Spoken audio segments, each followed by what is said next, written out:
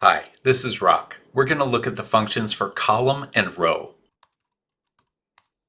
If I have some text out here and I want to know what column and what row that's in, I can use the column function, give that as the input, and that is column 17. So if I count from here to here,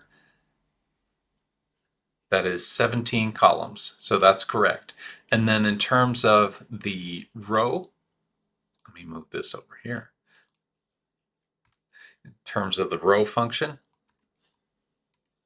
if I choose that, it tells me 20. If I look at this, that is in row 20. So column 17, row 20.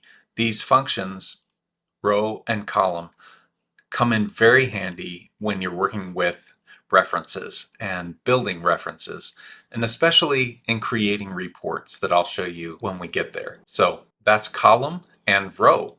Next, we'll look at find and search. See you there.